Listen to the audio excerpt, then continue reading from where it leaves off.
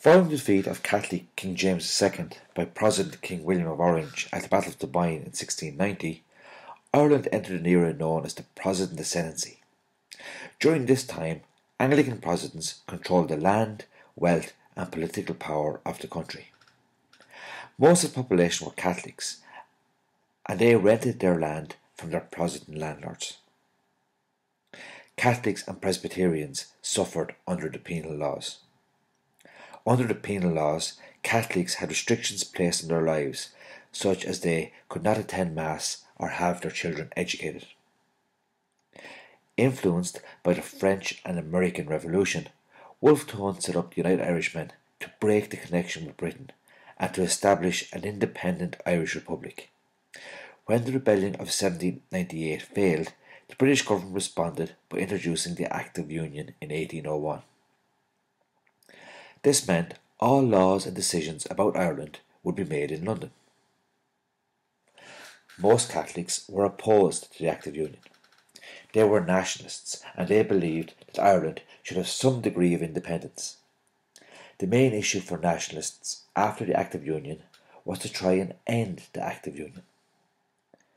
During the 19th century, two important nationalist leaders emerged.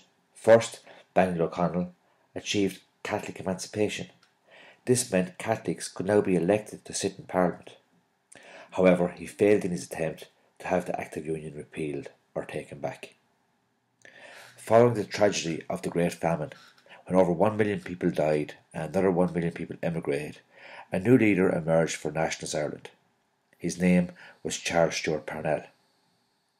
At first, Parnell focused on land reform, securing better rights for tenant farmers, and eventually allowing them to buy their farms by forcing landlords to sell at reasonable prices. He then turned his attention to Home Rule. Home Rule was legislative independence for Ireland.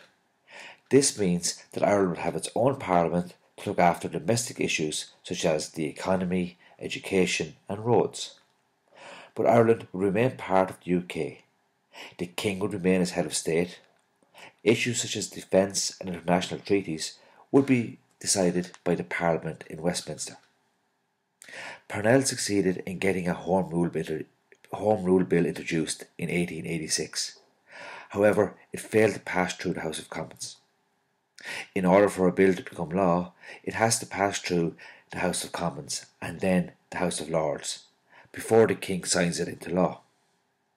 In 1893, a second Home Rule Bill was introduced. This time it passed through the House of Commons but was defeated in the House of Lords.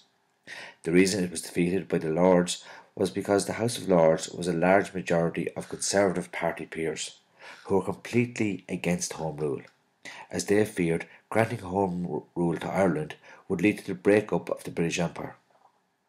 As the House of Lords had the power of veto over legislation, it appeared that Ireland was never going to get Home Rule. However, this changed when the Parliament Act of 1911 abolished the veto of the House of Lords.